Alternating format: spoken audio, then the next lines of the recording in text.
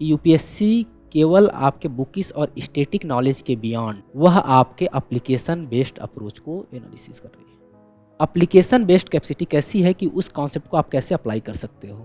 Believe me, केवल PYQ के theme को आइडेंटिफाई करके और जो भी आपने पढ़ा है अंडरलाइन करके या नोट्स बना के केवल उसको भी रिवीजन करके आप कॉन्फिडेंटली एग्जाम हॉल में प्रिपेयर हो रहे हो, पीटी हो सकता है। हर पेपर में 20 ऐसे थीम हैं, polity, economics, environment, science, tech, modern history, geography, जो कि रिपीट हो रहे हैं।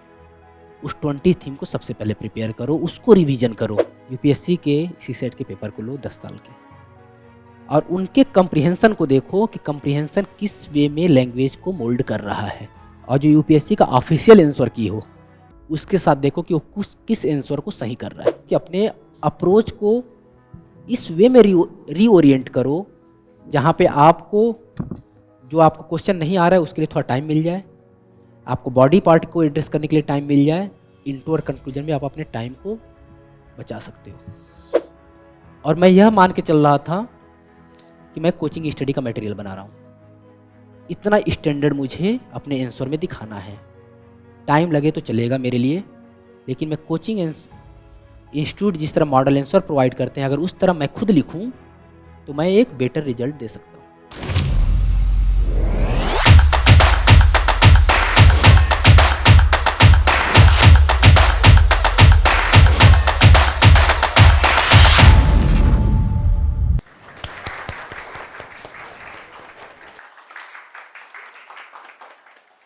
अभी आप लोगों को पता है कि यूपीएससी का रिजल्ट आ गया है, और इस बार यूपीएससी के रिजल्ट में 554 रैंक लाने वाले विमलोक तिवारी सर हमारे साथ हैं आज।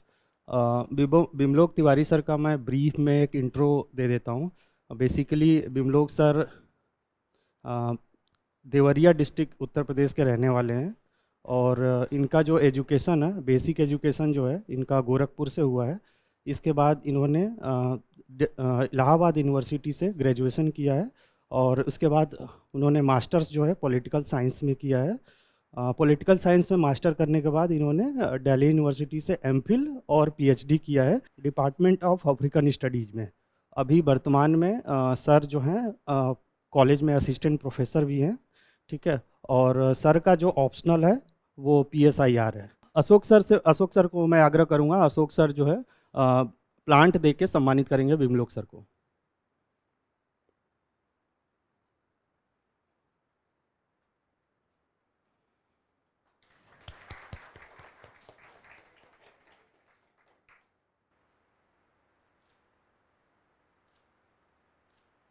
Thank you sir. अब मैं इंद्रजीत सर से आग्रह करूंगा कि बुक और स्टूडेंट एज दे के विमलोक सर को सम्मानित करें।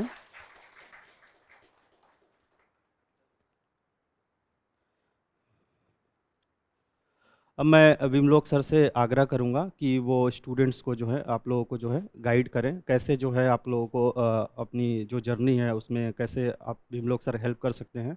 ठीक है, प्रीलिम्स में, मेंस में, इंटरव्यू में, प्रीलिम्स अभी पास में ही है, ठीक है। तो इसमें विमलोक सर आप लोगों को गाइड करेंगे, इनकी कैसी स्ट्रैटेजी थी तैयारी के दौरान, टाइम मैनेजमेंट को लेके, स्ट्रेस मैनेजमेंट को लेके, ये सारी चीज़ें विमलोक सर आप लोगों को बताएंगे, ठीक है। तो मैं हैंड ओवर कर रहा हूँ विमलोक सर को।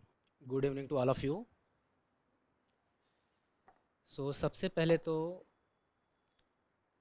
विजन आईएएस को मैं धन्यवाद बोलता हूँ। इसलिए नहीं कि मैंने यहाँ पे कुछ कोर्स लिया है, इसलिए कि जो ये लोग समाज सेवा का काम करते हैं अपने करेंट अफेयर्स मैगजीन के थ्रू, जो हमें फ्रीली एक्सेस हो जाता है इनके पोर्टल पे, जो हमें फ्रीली एक्सेस हो जाता है मार्केट में। क्योंकि जहाँ से हम बिलोंग करते हैं वहाँ पे कई बार कोचिंग अफोर्ड करना, कई बार कॉस्टली मटेरियल अफोर्ड करना एक चैलेंज होता है। तो वहाँ पे पोर्टल के माध्यम से या उस तरह से बहुत सारे कोचिंग इंस्टीट्यूट हैं जिसने इस चीज़ को इनिशिएट किया, उसमें विजन है इसका, जिसका मैं बेनिफिशियरी रहा हूँ। दूसरा, उन लोगों को धन्यवाद जो कि इस जर्नी में मेरे साथ रहें। ऐसा नहीं है कि यहाँ पे अगर मैं हूँ आपके सामने, मुझे अपॉर्चुनिटी मिली है तो मैं सबसे ज़्यादा डिजर्विंग हूँ। बहुत सारे ऐसे डिजर्विंग लोग थे जिन्होंने लिस्ट में जगह नहीं बना पाई। मेरे भी कुछ फ्रेंड थे जो कि इक्वली डिजर्व करते थे या मोर देन मुझसे ज़्यादा डिजर्व करते थे, लेकिन वो भी जगह नहीं बना पाए। तो बहुत सारे फैक्टर होते हैं, उसमें से कुछ फैक्टर उनके फेवर में काम नहीं किया, कुछ फैक्टर मेरे फेवर में काम किया। मैं इसलिए यह कह पा रहा हूँ कि 2022 के अटेम्प्ट की एक जर्नी थी।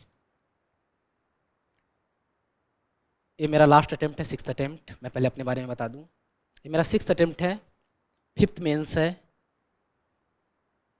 और दूसरा सिलेक्शन है, जिसमें एक सिलेक्शन बिना पीडीएफ के हुआ, एक सिलेक्शन पीडीएफ के साथ हुआ।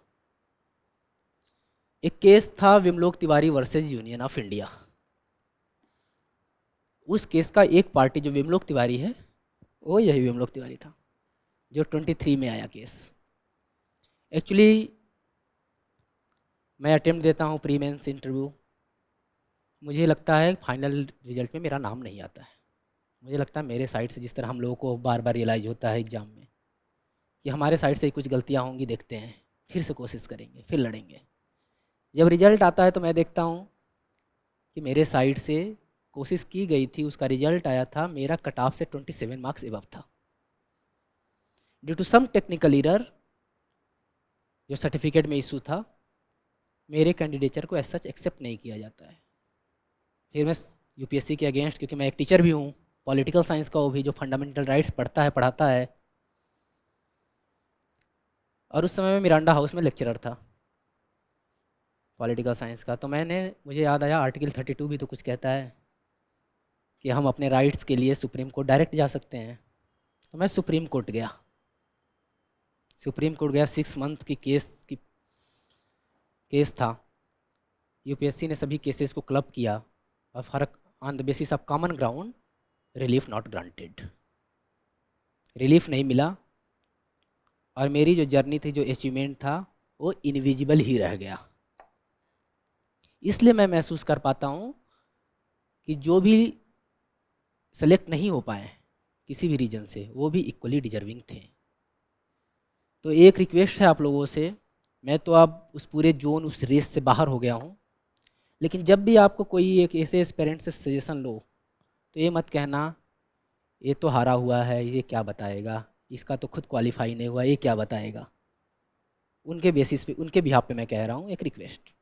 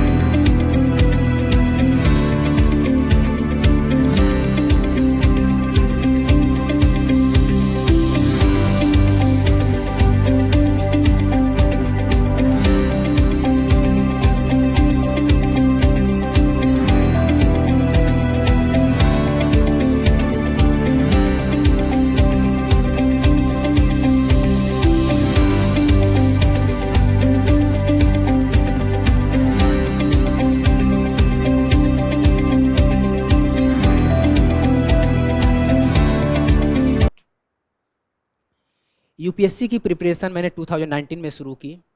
मुझे कोचिंग नहीं करना था, और मैंने किसी भी कोचिंग में फाउंडेशन कोर्स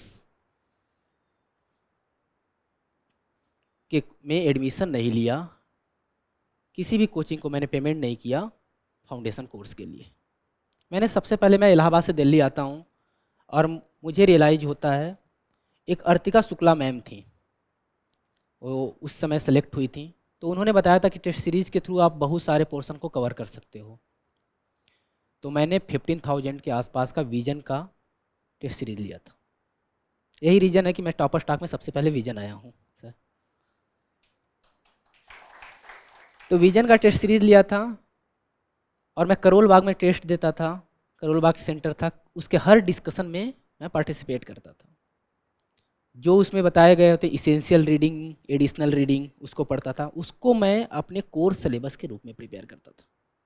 मैं था और मेरा एक फ्रेंड था, चाइल्डहुड फ्रेंड जो कि इस बार मेरे साथ अटेम्प्ट दिया है। हम दोनों लोगों ने टेस्ट लिया, दोनों लोग आपस में कम्पीट करते थे और इससे हमने अपने यूपीएससी की तैयारी शुरू की। हर टेस्ट के बाद जो फीडबैक मिलता था उसके बाद इम्प्रूव करना, उसके बाद फिर इम्प्रूव करना, फिर फीडबैक, जो फैकल्टी थे उनसे डिस्कस करना कि और क्या बेटर कर सकते हैं। जो मॉडल आंसर होता था उसको पढ़ना, और स्पेशली जो विजन के 1 to 8 टेस्ट होते हैं वह मेरे लिए स्टैटिक बुक के ही जितना इम्पोर्टेंस रखते थे, क्योंकि मैं उस 1 to 8 टेस्ट को रिवाइज करता था अपने स्टैंडर्ड बुक के साथ, कि वो कहीं ना कहीं आपके फंडामेंटल को स्ट्रॉन्ग कर देते हैं। उसके बाद पहला अटेम्प्ट था, प्री दिया, मेंस दिया। मेंस में 11 मार्क्स से नहीं हुआ फाइनल, फिर लगा कि दूसरा अटेम्प्ट देना चाहिए। दूसरे अटेम्प्ट में प्री दिया, मेंस दिया, 8 मार्क्स से नहीं होता है। फिर तीसरा अटेम्प्ट, प्री दिया, मेंस दिया, इंटरव्यू दिया, इंटरव्यू में 13 मार्क्स से नहीं होता है। फिर मैंने एक प्रैग्मेटिक अप्रोच अडॉप्ट किया कि पॉलिटिकल साइंस का स्टूडेंट हूँ, रिसर्च स्कॉलर हूँ, अब फाइनेंशियल इंडिपेंडेंसी भी चाहिए थी, तो और रिसर्च में मैं एडमिशन ले चुका था, जेआरएफ का फेलोशिप आ रहा था। मैंने मिरांडा हाउस में गेस्ट लेक्चरर के रूप में पढ़ाना शुरू किया। फिर गेस्ट के रूप में पढ़ाते रहा। फिर अगला अटेम्प्ट दिया, उस अटेम्प्ट में सिलेक्शन हुआ, इनविजिबल सिलेक्शन, जो मैंने मेंशन किया था। ये आपको केवल पता है कि आप सेलेक्ट हो, आप किसी को बता भी नहीं सकते, कि लोग कहेंगे झूठ बोला जा रहा है। सब ऐसे ही कहते हैं जिनका नहीं हो पाता है। तो वह इनविजिबल सिलेक्शन था मेरा। उसके बाद उसी इनविजिबल सिलेक्शन के चक्कर में मैंने फिर अपना पीटी चौपट किया। पेपर को इनकम्प्लीट छोड़ के मैं एग्ज़ाम हॉल से बाहर निकल आया कि यूपीएससी से मुझे कुछ लेना देना नहीं है, मैं प्रोफेसर में खुश हूँ। फिर जब मैं पढ़ाना शुरू किया भारती कॉलेज में, मैं परमानेंट हुआ, permanent assistant professor in political science. तब भी वो कसक थी कि किस चीज़ को लेके शुरू किया हूँ। एक अटेम्प्ट बचा था, कॉलेज से छुट्टी मांग नहीं सकता था, क्योंकि कहेंगे असिस्टेंट प्रोफेसर बनने के बाद भी तैयारी नहीं छूट रही है, कैसे क्या करोगे। मैंने साइलेंटली प्रिपरेशन शुरू किया। सुबह जाता था, क्लास लेता था, शाम में आता था, लाइब्रेरी में बैठा होता था, फिर सुबह जाता था, क्लास लेता था। मुझे था कि अगर ये मेरे सपने हैं, मेरी कास है जो कसक है जिसको मुझे पूरा करना है, तो इसके लिए मैं और किसी को कंप्लेन नहीं कर सकता। और वही कंप्लेन ना करने वाला जो रीज़न है, इसी ने मुझे मोटिवेट किया कि मैं बिना किसी को बताए साइलेंटली प्रिपरेशन करूँ। इवन मेंस के दौरान भी मैंने जिस दिन एग्ज़ाम था केवल उस दिन सीएल लिया था और बाकी टाइम प्रिपरेशन किया। और जो डेस्टिनी होती है, फाइनल सिलेक्शन हुआ। और वो जो वैलिडेशन था, मुझे सेल्फ वैलिडेशन कि इनविजिबल को विजिबल करना, इनविजिबल सिलेक्शन को विजिबल सिलेक्शन, तो वह एक कंप्लीट हुआ। सेम टाइम पे कई बार होता है, और जो मैंने महसूस किया है लास्ट 7 ईयर्स में, कि हम प्रिपरेशन में इतना भागते हैं, बोरिंग तो नहीं हो रहा है ना? नहीं तो अगर आप लोगों ने सोचा होगा प्री मेंस इंटरव्यू क्या पढ़ना है क्या नहीं पढ़ना है, वो मैं बताऊंगा। पहले जो चीज़ें मेरे लिए वर्क की वो मैं बता रहा हूँ। तो कई बार हम उस रेस में इतना भागने लगते हैं कि हम किताबी कीड़ा बन जाते हैं, 4 दीवारी के अंदर बैठ के खुद को पनिश करते हैं। और जब इंटरव्यू के स्टेज पे आते हैं तो हम अपने फ्रेंड से पूछते हैं मेरी हॉबी क्या है, हॉबी में क्या मेंशन करूं, क्या मेल हो कि अगर कुकिंग हॉबी कर लूँगा तो वो ज़्यादा मार्क्स देगा क्या मैं फीमेल हो के कुकिंग कर हॉबी रख सकती हूँ, क्योंकि फीमेल को तो सोसाइटी ने परसीव किया है कि कुकिंग करना ही है, कहीं मेरे अगेंस्ट तो काम नहीं करेगा। ये एक्चुअल में बता रहा हूँ जो होता है। सब लोग ढूंढने लगते हैं क्या स्पोर्ट्स है जो परसू करते हैं, क्या उनके लाइफ के अचीवमेंट हैं, और मेरे जैसे लोग तो ये भी ढूंढने लगते हैं कि उनके नाम का मीनिंग क्या है। इंटरव्यू के स्टेज पे मुझे रियलाइज हुआ कि मुझे अपने नाम का मीनिंग पता होना चाहिए कि विमलोक यूनिक नाम है तो उसका मीनिंग क्या है। तो यह जो मैं शेयर कर रहा हूँ केवल इसलिए है कि जो भेड़ चाल है, भागम दौड़ है, सब भाग रहे हैं, थोड़ा सा रुक के ठहर के ये सोचो कि एक्चुअली आपका पोटेंशियल क्या है, प्रिपरेशन करने में क्या चीज़ें हैं जो स्वॉट एनालिसिस कहते हैं मैनेजमेंट की लैंग्वेज में, स्ट्रेंथ, वीकनेस, अपॉर्चुनिटी, थ्रेट। ये हर इंडिविजुअल के लिए भी होता है, ये हर इंडिविजुअल की पर्सनालिटी का इम्पॉर्टेंट कंपोनेंट भी है। तो उसको भी देखो कि आप 1 आवर पॉलिटी पढ़ने के बाद इरिटेट होते हो, तो क्या आपको इकोनॉमिक्स ज़्यादा सूटेबल लगता है या जियोग्राफी लगता है, या कुछ नहीं लगता है, आप अकेले बैठ के कुछ लिखना चाहते हो? क्या आप 1 मंथ 2 मंथ के यूपीएससी लगातार जो वीकेंड है आपका लगता है कि आप खुद को मोटिवेट कर रहे हो, और फिर 1 वीक के शेड्यूल को फॉलो कर रहे हो, 2 वीक के शेड्यूल को फॉलो कर रहे हो, फिर लग रहा है कि 2 से 3 दिन वेस्ट हो जा रहा है? होता है सबके साथ। वह जो टाइम है उसको आप यूटिलाइज कर सकते हो कि एक्चुअल में अगर यूपीएससी नहीं होता आपकी लाइफ का अंतिम टारगेट, तो आप क्या करते, उसको कर सकते हो। और इससे एक मोनोटोनस जो प्रिपरेशन है उसके साइकिल को ब्रेक कर सकते हो। जो प्रिपरेशन में मोनोटोनी आ जाती है कि यही करना है, लक्ष्मीकांत तो 8 बार पढ़ लिए, अब क्या नया लाएं, कोई और बुक है स्टैटिक बुक मॉडर्न हिस्ट्री का, आर्ट एंड कल्चर तो इतना बोरिंग है, इसको कैसे करें। एक ब्रेक भी लिया जा सकता है, और मैंने अपने प्रिपरेशन के हर स्टेज पे ब्रेक लिया है। ऐसा ब्रेक नहीं कि एक अटेम्प्ट ना दूं। 2019 में मैंने अटेम्प्ट शुरू किया, 2025 में कंप्लीट हुआ, और ये कितने हुए 6 इयर्स। कितने अटेम्प्ट होते हैं इन जनरल? 6। तो मैंने अपने फर्स्ट अटेम्प्ट से लास्ट अटेम्प्ट तक एक कंटिन्यूटी मेंटेन की। तो यहाँ पे ब्रेक लेने का मतलब मेरे लिए यह नहीं था कि इस प्रिपरेशन के साइकिल से ब्रेक लेना, यह था कि जो मोनोटोनस लाइफ साइकिल हो जाती है उससे थोड़ा रुकना, ठहरना, और फिर से अपने आप को रिचार्ज करना कि जो अगला टास्क है उसको पूरा किया जा सके। हर पेपर के बाद, हर कंप्लीट करने के बाद खुद को रिवार्ड देना। कई बार हम अपने साथ बहुत बुरा हो जाते हैं। जब मेरा पहला प्रीलिम्स हुआ, उसके पहले मैं सीएपीएफ के इंटरव्यू को छोड़ा हुआ था, तो मैं अपने आप को क्रिटिसाइज कर रहा था। मेरा फ्रेंड कहता है कभी खुद को अप्रिसिएट भी कर लिया करो, विदाउट प्रिपरेशन इस वे में टेस्ट सीरीज़ के थ्रू तुमने पहला अटेम्प्ट 21 ईयर्स के एज में मेंस लिखा खुद से, और केवल तुम्हारा कुछ नंबर से रुका है। तो यह जो सेल्फ अप्रिसिएशन है हम भूल जाते हैं कई बार। हमें लगता है कि नहीं, जब तक एकदम रिजिड नहीं रहेंगे, जब तक अपने साथ एकदम कठोर नहीं रहेंगे, तब तक सिलेक्शन नहीं होगा। इस लंबे टाइम पीरियड में कैरियर वाइज स्टेबिलिटी भी मैंने देखी है, इनस्टेबिलिटी भी देखी है। तो कहीं ना कहीं यह जो पूरा अटेम्प्ट रहा है, मेरी पूरी जर्नी रही है, अगर मैं कहूँ कि ये सफलता के लिए जानी चाहिए तो ये गलत होगा। यह जर्नी देखी जानी चाहिए कि बार बार असफल हो के भी प्रयास करते रहने की जर्नी। कभी पहले स्टेज पे, कभी दूसरे स्टेज पे, कभी तीसरे स्टेज पे। 2023 तक लगता था कि प्रीलिम्स एक ऐसा स्टेज है जिसमें मैं कभी फेल नहीं हो सकता। 2023 में मैंने वो भी करके दिखा दिया कि प्रीलिम्स में भी फेल हुआ जा सकता है। तो कहीं ना कहीं कोई ऐसा स्टेज नहीं है जिसमें मैं फेल नहीं हुआ हूँ, हर स्टेज में मैं फेल हुआ हूँ। और कई बार उस स्टेज के बियॉन्ड भी लीगल बैटल में भी फेल हुआ हूँ। तो जब भी कभी निगेटिविटी आए तो अपने सराउंडिंग में किसी भी ऐसे को आप सोचो कि जो स्ट्रगल कर रहा हो और आपसे ज़्यादा स्ट्रगल कर रहा हो। जब भी मोटिवेशन चाहिए तो आप सोचो कि आपने जर्नी शुरू की है तो क्या एक सीखने के लिए, जो लोग कहते हैं सीखना बड़ी बात है, मैं नहीं मानता। सीखने के साथ ही रियलाइजेशन, और रियलाइजेशन के बाद इम्प्रूवमेंट, ये जब तक नहीं होगा सीखना कहीं भी नहीं यूटिलाइज हो सकता है। आप कोई नहीं आपके सीखने को इम्पोर्टेंस देने वाला। ये दुनिया बहुत निर्दयी है।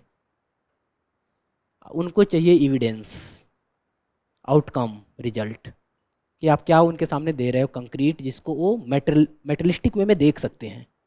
जब तक वो नहीं करोगे कोई भी आपके एफर्ट को एक्नॉलेज नहीं करने वाला। मैंने 6th अटेम्प्ट में रियलाइज़ किया कि दुनिया मेरे एफर्ट को एक्नॉलेज कर रही है। 5th अटेम्प्ट तक तो मेरा कोई एफर्ट ही नहीं था। तो इसका यह मतलब नहीं है कि इस अटेम्प्ट से पहले मैं डिजर्विंग नहीं था और अचानक इस अटेम्प्ट में मैं सबसे ज़्यादा डिजर्विंग हो गया। ऐसा तो नहीं होगा ना, ओवरनाइट चेंज तो नहीं होगा ना। तो कुछ तो सोसाइटी में प्रॉब्लम है और हम उसके पार्ट हैं, तो उस प्रॉब्लम को हमें बियर करना पड़ेगा। तो ये रहा कुछ मेरी जर्नी की बातें। अब इसके साथ अगर देखें प्री मेंस इंटरव्यू, जो कि किसी के लिए वर्चुअस साइकिल है, किसी के लिए वीसीएस साइकिल है। प्रीलिम्स दिन प्रतिदिन रैंडम होते जा रहा है, और जब तक आप उसको एक्सेप्ट नहीं करेंगे तब तक उसकी प्रिपरेशन को फुल प्रूफ वे में नहीं कर सकते। अपने रिसोर्सेज को मिनिमम करिए। कई बार होता है कि हम टेस्ट सीरीज़ के पीछे भागते हैं, कई बार होता है हम मटेरियल पे मटेरियल चेंज करते रहते हैं। हमें लगता है अच्छा एक्स ऑथर की बुक पढ़ लिए, वो काम नहीं कर रहा है क्योंकि सिलेक्शन तो हुआ नहीं, तो वाई ऑथर की बुक पे हम शिफ्ट हो जाते हैं। एक्स कोचिंग के मटेरियल को पढ़ लिए, अगर वो रिजल्ट नहीं दे रहा है तो वाई कोचिंग की मटेरियल पे शिफ्ट हो जाते हैं। ये भी तो हो सकता है कि यूपीएससी का जो आप 2018 के बाद का पैटर्न देखो। जो मैंने रियलाइज़ किया है कि यूपीएससी केवल आपके बुकिस और स्टैटिक नॉलेज के बियॉन्ड वह आपके एप्लीकेशन बेस्ड अप्रोच को एनालिसिस कर रही है कि आपका कि एप्लीकेशन बेस्ड कैपेसिटी कैसी है कि उस कॉन्सेप्ट को आप कैसे अप्लाई कर सकते हो। नहीं तो हमारे सराउंडिंग से क्वेश्चन नहीं आते। किसी भी क्वेश्चन का एप्लीकेशन क्या है कि आप उस क्वेश्चन को पर्टिकुलर सेगमेंट को कैसे देख सकते हो। लोग कहते हैं कि इंडिविजुअल की पर्सनालिटी यूपीएससी की पर्सनालिटी टेस्ट में देखी जाती है। अगर यूपीएससी के प्रीलिम्स के पेपर को आप सही वे में देखो तो प्रीलिम्स भी आपकी पर्सनालिटी को देखता है किसी न किसी वे में। कि आप किसी क्वेश्चन को, फॉर एग्जांपल मेरा पॉलिटी अच्छा है, मैं कह रहा हूँ कि मैं तो पॉलिटिकल साइंस का प्रोफेसर हूँ, तो मैं पॉलिटी का क्वेश्चन कैसे छोड़ दूँ। बस यही है इमोशनल अटैचमेंट। आपने इकोनॉमी को 2 महीने टाइम दिया क्योंकि डिफ़िकल्ट है आपके लिए। अब आप एग्ज़ाम में जा रहे हो, जिद कर ले रहे हो कि इकोनॉमी के क्वेश्चन को तो मैं छोड़ ही नहीं सकता क्योंकि मैंने 2 महीने दिए हैं। यहाँ पे भी आप गलत करने की पॉसिबिलिटी बढ़ जाए, क्योंकि कट ऑफ देखो 100 मार्क्स कट ऑफ रेयरली जा रहा है प्रीलिम्स का, और उस 100 मार्क्स में लोग 85 पे 85, 92, 98, अगर लास्ट 5 ईयर्स को देखिए तो 98 हाईएस्ट गया है। मतलब 50% पे यूपीएससी में नंबर लाना डिफ़िकल्ट है। तो कहीं ना कहीं 50% क्वेश्चन तो ऐसे हैं जिसको छोड़ के भी आगे बढ़ा जा सकता है। या अगर 25% क्वेश्चन आप छोड़ दिए, 25% क्वेश्चन में कुछ गलत हो गए, तब भी आप कट ऑफ में आ जाओगे मेरिट में। तो एक pragmatic approach through out preparation adopt करना है, और जो सब्जेक्टिविटी है एग्ज़ाम की और स्पेशली मेंस की, उसके लिए भी अपने आप को पैरेलली तैयार करना है। कितने लोग इस अटेम्प्ट को दे रहे हैं? जितने लोग इस अटेम्प्ट को दे रहे हैं, अभी के लिए जो 20 डेज है, आपने बहुत पढ़ा होगा, इसके पहले वाले अटेम्प्ट में भी पढ़ा होगा। बिलीव मी, केवल पीवाईक्यू के थीम को आइडेंटिफाई करके और जो भी आपने पढ़ा है अंडरलाइन करके या नोट्स बना के, केवल उसको भी रिवीजन करके आप कॉन्फिडेंटली एग्ज़ाम हॉल में प्रिपेयर हो रहे हो, पीटी हो सकता है। इसके पीछे का रीज़न बता रहा हूँ। अब यूपीएससी ने 1 महीने पहले रिजल्ट देना शुरू किया है 2023 से। 2022 से 5 दिन पहले रिजल्ट आता था कि आज रिजल्ट यूपीएससी का आया और 5 दिन बाद, 7 दिन बाद एग्ज़ाम है अगला प्रीलिम्स। जितने लोग सेलेक्ट नहीं होते थे वो तो एग्ज़ाम दे ही रहे हैं और उनका पीटी भी हो रहा है। तो क्या 5 दिन के प्रिपरेशन में पीटी हो जा रहा है? उसके पीछे का जो रीज़न है, क्योंकि मेरे पीयर ग्रुप में रहे हैं, मैं खुद उसका पार्ट रहा हूँ, कॉन्फिडेंस, कि जो भी उन्होंने पढ़ा है वो उनके सब कॉन्शियस माइंड में है और उसको लेके वो कॉन्फिडेंट हैं, और वहाँ पे उनकी अंडरस्टैंडिंग है, सेल्फ अवेयरनेस है कि इस क्वेश्चन को मुझे छोड़ के आगे बढ़ना है, इस क्वेश्चन को मुझे अटेम्प्ट करना है, इस क्वेश्चन में मेरी एक्यूरेसी अच्छी है तो इसमें मैं अटेम्प्ट कर सकता हूँ, गेस अटेम्प्ट कर सकता हूँ, इसमें मेरी टेस्ट सीरीज़ के बेसिस पे इसमें मेरा ज़्यादा गलत होता है, इसलिए इसको मैं रिस्क नहीं ले सकता हूँ। ये सेल्फ अवेयरनेस उनका है। Self awareness with self confidence उनका रिजल्ट आ रहा है प्रीलिम्स का। तो प्रीलिम्स के लिए स्टडी मटेरियल बहुत सारे लोगों ने बताया होगा, बहुत सारे टॉपर स्टॉक होते रहते हैं, क्लासरूम में भी आपके बताया जाता है, उसके चक्कर में मैं नहीं पढ़ूंगा। लेकिन हाँ, कुछ ऐसे बेसिक मटेरियल हैं जो आपको करने चाहिए। एक कोई भी इंग्लिश न्यूज़पेपर, क्योंकि उससे ये है कि एक प्रॉब्लम है, पहले इसके पहले एक प्रॉब्लम मुझे याद आ गया।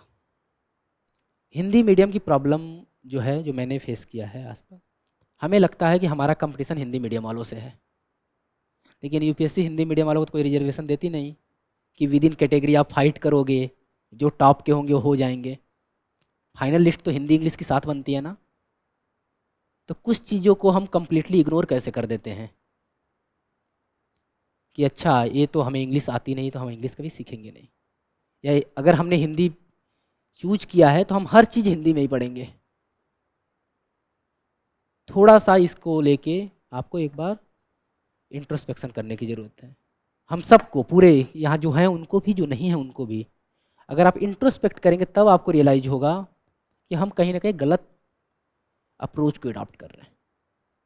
यही रीज़न है कि जो स्टार्टिंग के 100 लिस्ट हैं उसमें ढूंढने पे भी रेयरली मिलते हैं, क्योंकि उन्होंने तो कभी माना ही नहीं कि उनके साथ कंपटीशन है।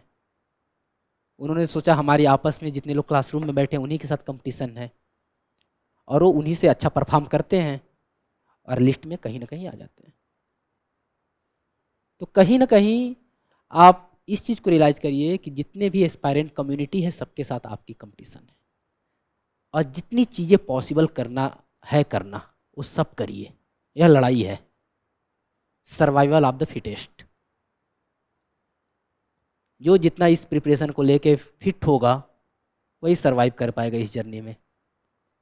बहुत सारे लोग जर्नी शुरू करते हैं, मैं खुद पे प्राउड फील करता हूँ, इसलिए नहीं कि मैं सिलेक्शन ले लिया, इसलिए कि 6 अटेम्प्ट तक मैं सर्वाइव कर गया इस प्रिपरेशन में।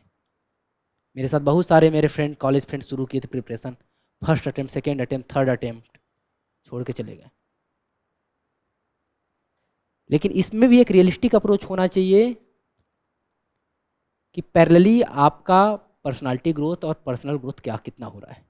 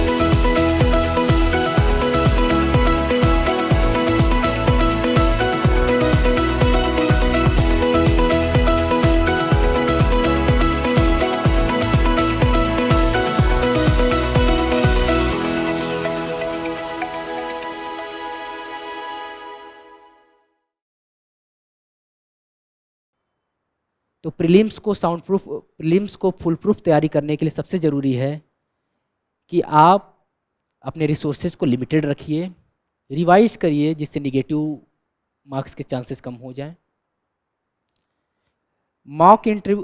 मॉक टेस्ट वह दीजिए जो कि आपके सिलेबस के अकॉर्डिंग हो, वह टेस्ट नहीं जो कि आपको डराए धमकाए या इस वे में दिखाए कि ये तो टफेस्ट टेस्ट बन रहा है। यूपीएससी कभी टफेस्ट के पीछे नहीं जाती, और इसके लिए कौन सा अच्छा है वह बताने के लिए आपके पास है PYQ। अब तक 10 साल के PYQ हो चुके हैं, 10-12 साल के। और आप देखोगे हर पेपर में 20 ऐसे थीम हैं, polity, economics, environment, science tech, modern history, geography, जो कि रिपीट हो रहे हैं। उस 20 थीम को सबसे पहले प्रिपेयर करो, उसको रिवीजन करो। अपने नोट्स से अगर कर पा रहे हो तो अपने नोट्स को करो। अगर आपको लग रहा है कि आप नोट्स बना रहे हो और आपके नोट्स तो आपके स्टैंडर्ड बुक से ज़्यादा मोटे हो जा रहे हैं, तो अवॉइड करो। शुरुआत में मैं नोट्स बनाना लगा, मुझे किसी ने नहीं बताया कि लक्ष्मीकांत का नोट्स नहीं बनाया जाता है जल्दी। मैं नोट्स बनाया और जब तक लक्ष्मीकांत कंप्लीट कर रहा हूँ तब तक मुझे रियलाइज़ हो रहा है लक्ष्मीकांत से दुगुनी मोटी मेरी नोट्स हो गई है। और जब पढ़ने की बारी आई रिवीजन करने की, तो रियलाइज हुआ कि लक्ष्मीकांत से डायरेक्ट रिवीजन करना आसान है अपने नोट्स के कंपैरिजन में। तो इस अप्रोच को अडॉप्ट करना है कि जो आपके लिए पॉसिबल हो। हर इंडिविजुअल का वेरी कर सकता है। हर इंडिविजुअल का एक सब्जेक्ट होगा जो टफ होगा, हो सकता है कुछ सब्जेक्ट होंगे जिस पे आपको एफर्ट लगाने की ज़रूरत ना हो, तो उसको अकॉर्डिंगली आप मैनेज करोगे। जब मेंस की बात आती है तो GS 1 to 4 इससे ऑप्शनल। कई लोग कहते हैं प्रिपरेशन के पहले दिन से ही आंसर राइटिंग प्रैक्टिस शुरू करना। अगर आपकी स्पीड अच्छी है, आपका आर्टिकुलेशन स्किल अच्छा है, तो आंसर राइटिंग प्रैक्टिस में आप किस चीज़ को इम्प्रूव करोगे? आपको आइडेंटिफाई करना है कि आपका वीक एरियाज कौन है। अगर नॉलेज की कमी है तो पहले नॉलेज गैप को तो पूरा करो। कई लोग हैं जिनकी नॉलेज अच्छी है, एकेडमिक्स ठीक रहा है, या उन्होंने अपने ग्रेजुएशन के टाइम पे ही सिलेबस को कवर कर लिया है, अब वह और नॉलेज को इम्प्रूव कर रहे हैं।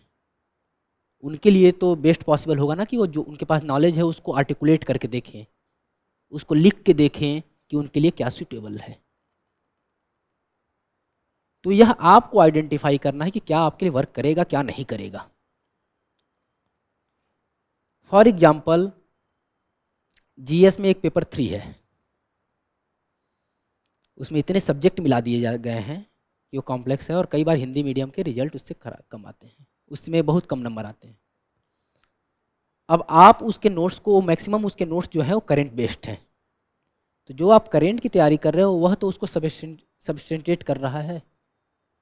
आपको फोकस करना है जो 70% पार्ट है जो प्रीलिम्स से ओवरलैप कर रहा है, उसको प्रीलिम्स के साथ तैयारी करना है अगर आपके पास टाइम परमिट कर रहा है। जो 30% है वह प्रीलिम्स के 2 to 3 मंथ से पहले ही कंप्लीट कर लेना है कि जब आप मेंस के दौरान आओ तो मेंस की तैयारी करने में आपके लिए हेल्पफुल हो। इस अप्रोच को अडॉप्ट करना है। यह अप्रोच आपको हेल्पफुल होगी क्योंकि यहाँ पे आप खुद के कैरेक्टरिस्टिक को, खुद के ट्रेट्स को एनालाइज कर रहे हो कि आपके लिए सूटेबल क्या है। फॉर एग्जांपल मैंने GS2 की तैयारी नहीं की क्योंकि मेरा ऑप्शनल पॉलिटिकल साइंस है। अब मैं ये कह दूं यहाँ पे आके कि GS2 की तैयारी करनी ही नहीं है, मेरा ऑप्शनल है पॉलिटिकल साइंस, मैं पॉलिटिकल साइंस पढ़ाता हूँ, बाकी लोग तो नहीं पढ़ा रहे हैं ना, तो उनके लिए GS2 पे एफर्ट लगाना ज़रूरी है, वह भी इक्वली इम्पॉर्टेंट रखता है। कोई होगा जिसकी इकोनॉमिक्स अच्छी है, कोई होगा जिसकी टेक्निकल बैकग्राउंड है, साइंस टेक में उसको एफर्ट नहीं लगता है। लेकिन अदर वे में अगर आप देखो तो मैक्सिमम स्टूडेंट ऐसे हैं जिनके लिए इन्वायरमेंट और साइंस टेक एक हेडक है, तो उनको तो टाइम देना है ना उस पार्ट पे। उनको तो करेंट से भी इकट्ठा करना है इंफॉर्मेशन को, स्टैटिक से भी उसको जोड़ना है।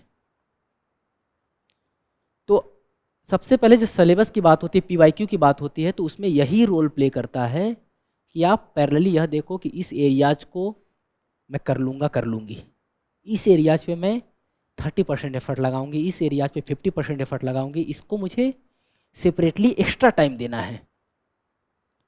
और यह अप्रोच होगा आपके प्रोडक्टिविटी को इन्हांस करेगा, क्योंकि एक ही मटेरियल बार बार पढ़ना और उसके बेसिस पे यह देखना कि अदर चीज़ें छूट जा रही हैं और फिर खुद को क्रिटिसाइज करना, ये तो खुद के साथ इनजस्टिस है। जब इंटरव्यू की बात आती है तो हम देखते हैं कि मेंस हो जाएगा तब हम इंटरव्यू की तैयारी करेंगे। इंटरव्यू में लोगों के 215 मार्क्स आते हैं अगर, तो 112 नंबर भी आते हैं।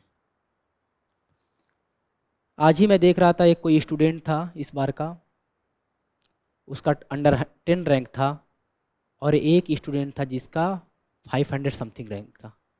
दोनों के मेंस में मार्क्स सेम है, क्योंकि जो सेलेक्टेड कैंडिडेट का ग्रुप है उसी पे डिस्कशन हो रहा था। दोनों के सेम मार्क्स हैं मेंस में, लेकिन रैंक 400 का गए। रीज़न क्या है? इंटरव्यू के मार्क्स।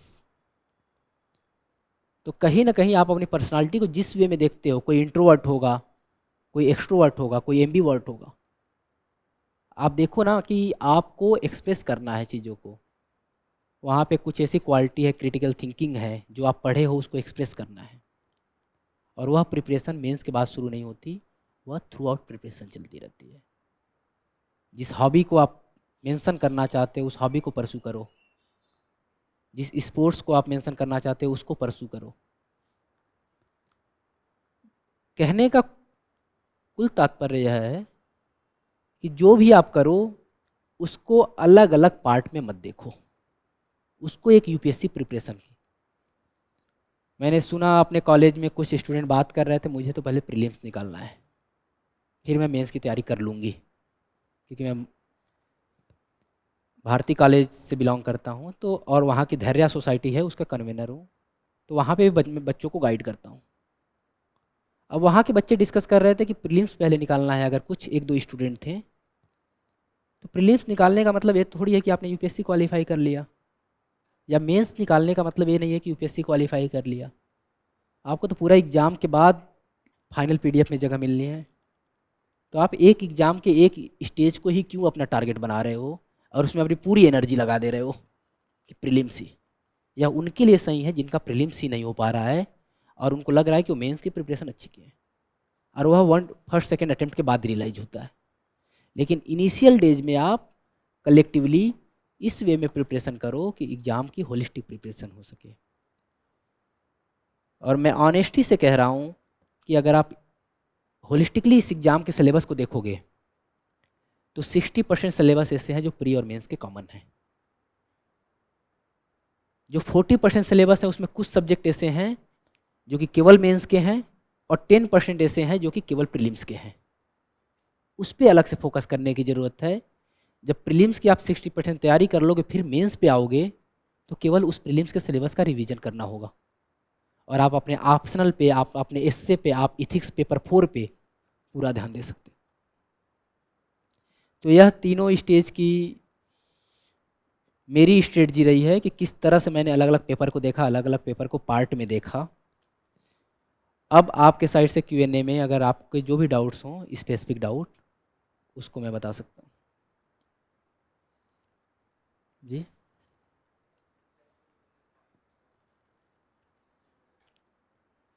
सीसेट में प्रॉब्लम यह है कि अगर देखा जाए कि 17 के बाद सीसेट का सिलेबस, आइडियली सीसेट को 3 पार्ट में डिवाइड किया जाता है: comprehension, reasoning, quant and arithmetic. जिसमें यूपीएससी का जो आइडियल सिलेबस है उसमें इक्वल वेटेज दिया जाता है कि अगर 80 क्वेश्चन हैं सीसेट के, तो हर पोर्शन से 25, 25, 25, और जो 5 क्वेश्चन बचते हैं उसको रैंडमली डिस्ट्रीब्यूट किया जाता है।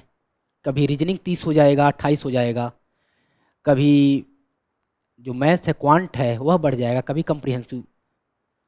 तीनों में से कोई ऐसा स्टूडेंट नहीं होगा अगर यूपीएससी की तैयारी कर रहा होगा जिसका तीनों बुरा हो। जनरली लोग कह देते हैं कि मैथ मेरा अच्छा नहीं है, कैसे सीसेट करूँ, सीसेट ही मेरे लिए हर्डल है। लेकिन हर स्टूडेंट का कोई ना कोई, किसी का अर्थमेटिक ठीक होगा, किसी का रीजनिंग ठीक होगा। एक चीज़ को आप ड्राइविंग सीट पे रखो, या तो मैथ क्वांट को, या रीजनिंग को, या कंप्रिहेंशन को, जिसमें आप टारगेट रखो कि आपकी एक्यूरेसी मोर देन 80 to 85% हो। जो अदर दो कंपोनेंट हैं सीसेट के, उसमें आप यह देखो कि आप कम क्वेश्चन अटेम्प्ट करोगे, लेकिन जो करोगे एक्यूरेसी के साथ, नहीं तो छोड़ दोगे, क्योंकि 33% है, क्वालिफाइंग है। अब यह कैसे पता लगेगा कि आपका स्ट्रांग पॉइंट क्या है? अलग अलग कोचिंग जो प्रोवाइड करते हैं वह उनके एक्सपीरियंस और ऑब्जर्वेशन पे होता है, उसको आप साइड में करो। यूपीएससी के इसी सेट के पेपर को लो 10 साल के, और उनके कंप्रिहेंशन को देखो कि कंप्रिहेंशन किस वे में लैंग्वेज को मोल्ड कर रहा है, और जो यूपीएससी का ऑफिशियल आंसर की हो उसके साथ देखो कि वो किस आंसर को सही कर रहा है। For example 2-3 cheese UPSC crux पूछता है कंप्रिहेंशन में, एजम्पशन पूछता है, इन्फेरेंस पूछता है, और इन तीनों में अलग अलग वे में कंफ्यूज करता है स्टूडेंट को। अब आप देखो कि एजम्पशन में क्या आपको अप्रोच अडॉप्ट करना है। एजम्पशन का जो अप्रोच हो सकता है वो आपके पैराग्राफ के बियॉन्ड भी सोच सकते हैं। इन्फेरेंस की बेसिक मीनिंग है कि आपको पैराग्राफ के बेसिस पे ही आंसर देना है, और क्रक्स है कि आपको पूरे आइडियाज को सम अप करके बताना है। अब यूपीएससी किस ऑप्शन को चूज कर रहा है उसके बेसिस पे कई बार अगर आप अटेम्प्ट नहीं कर पा रहे हो तो देखो कि यूपीएससी किस ऑप्शन को करेक्ट कर रहा है और उसके बेसिस पे चूज करो। अब इसकी प्रिपरेशन क्या हो, इसके लिए मटेरियल क्या हो। मार्केट में कोई भी मटेरियल है, मैं किसी का नाम नहीं ले रहा हूँ, लेकिन कोई भी मटेरियल है वह इनफ होगा, एक मटेरियल केवल। लेकिन उसके लिए ज़रूरी है कि आप थीम आइडेंटिफाई करो कि कौन सी थीम फ्रिक्वेंटली पूछी जा रही है रीजनिंग में। नो डाउट इस बार था लोगों ने परमुटेशन कम्बिनेशन और प्रोबेबिलिटी तैयार करके गई थी, और यूपीएससी ने परमुटेशन कम्बिनेशन और प्रोबेबिलिटी के क्वेश्चन ही नहीं दिए थे प्रीलिम्स में। इसके लिए तैयार रहो। लेकिन जो भी अदर कंपोनेंट थीम है, 20 थीम को आइडेंटिफाई करो, उस पर हर थीम पे 2-2 क्वेश्चन प्रैक्टिस करो, और यूपीएससी के पीवाईक्यू को करो बस ऑनेस्टी से। यह आपके लिए रिवार्डिंग होगा।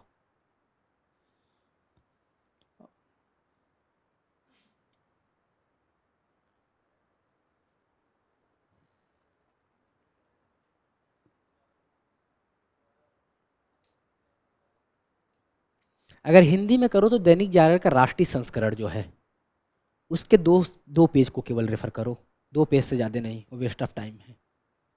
कि जो एडिटोरियल पेज और उसके बियॉन्ड एक पेज आता है जिसमें अलग अलग ओपिनियन दिए होते हैं, उसको केवल देखो। और अगर लग रहा है कि केवल हिंदी के चीज़ों को करो तो उससे बेटर है कि एक न्यूज़पेपर देखो जिस पे आपको ओपिनियन मिल जाए, और उसके बाद करंट अफेयर्स की कोई एक मैगजीन। लेकिन अप्रोप्रिएट होगा अगर इंग्लिश के न्यूज़पेपर फॉलो कर पाओ तो कर लो, क्योंकि कंपटीशन है, जिनसे भी आपका कंपटीशन है वो सब वो कर रहे हैं। इकोनॉमिक सर्वे एक आता है, मैं पहले उसके बारे में एक्सपीरियंस बता रहा हूँ। तो इकोनॉमिक सर्वे बहुत ज़्यादा हो हल्ला होता है कि इकोनॉमिक सर्वे तैयार करना है। जब कोई एस्पायरेंट मेंस के एग्जामिनेशन हॉल से बाहर निकलता है, और अगर एक पूरे पेपर की बात कर रहा हूँ, इकोनॉमिक सर्वे का 1 से 2 डेटा भी मेंशन कर देता है, तो वो बहुत खुश होता है कि इकोनॉमिक सर्वे पे मैंने इतना जो टाइम लगाया था वो यूटिलाइज हो गया, केवल एक आंसर में अगर मेंशन हो जाता है तो जो आपने कहा कि तथ्य और आंकड़े बहुत सारे इकट्ठे हो जाते हैं, उसकी ज़रूरत नहीं है।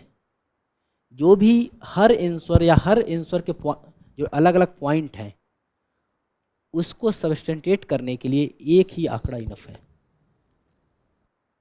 बस यह इंश्योर करना आप कि जो जहाँ से आंकड़े लो उसको ब्रैकेट में साइड कर देना। क्योंकि कई बार क्या होता है, फॉर एग्जांपल इसी साल क्वेश्चन आया था अनएम्प्लॉयमेंट पे, कुछ CMI कहता है अनएम्प्लॉयमेंट 4.2% है, दूसरा डेटा कहता है 6.8% है। अब आप लिख देते हो कि अनएम्प्लॉयमेंट 6.8, एग्जामिनर पढ़ के आया है 4.2। तो जब भी कोई भी डेटा, कोई भी फैक्ट आप मेंशन करो तो ब्रैकेट में उसके सोर्स को मेंशन कर दो, केवल एक डेटा हर पॉइंट के लिए। जब आप यूपीएससी के मेंस के थीम को कैटेगराइज कर रहे हो तो आप मेंटली प्रिपेयर हो कि हर थीम को लेके आपको एक एक डेटा बस याद करने हैं, एक उसी डेटा को आपको लिख के आना है। मतलब यहाँ ये नहीं है कि अगर पूछेगा डायरेक्टली तभी लिखना है, इसको अपना टास्क बनाओ, और लिख पा रहे हो या नहीं, वो कितनी चीज़ें उसको आप ऑन पेपर रिफ्लेक्ट कर पा रहे हो, इसके लिए टेस्ट सीरीज का इंपॉर्टेंस है, या इसके लिए आंसर राइटिंग का इंपॉर्टेंस है। कि जितनी चीज़ों को हम मेंटली प्रिपेयर होके जा रहे हैं कि ये चीज़ें हम लिख के आएंगे, ये चीज़ें XYZ, अब वो लिख पा रहे हैं कि नहीं, वह देखने के लिए आप टेस्ट सीरीज के थ्रू, PYQ के थ्रू आंसर राइटिंग के थ्रू देखो कि आज मैंने 10 पॉइंट टिक किए। मैं क्या करता था, इस अटेम्प्ट की बात बता रहा हूँ, प्रीवियस अटेम्प्ट, कि मैंने पीवाईक्यू को एक मेन सोर्स बनाया कि पीवाईक्यू खुद से लिखूंगा प्लेन सीट पे। अब हर बार पेपर देने से पहले मैं 5 मिनट बैठता था कि आज मैं GS2 का पेपर लिख रहा हूँ। अब GS2 के पेपर में मुझे क्या क्या ऐड करना है, आज लिख लिया कि इंट्रो में इस डेटा से शुरू करूँगा, इस तरह के डेटा से, बॉडी में इतने पॉइंट लिखूँगा, कंक्लूजन में किसी न किसी एक ब्रॉडर आइडियाज से करूँगा, और एक पेज लिख के मैं उसको अपने डेस्क पे साइड में रख देता था।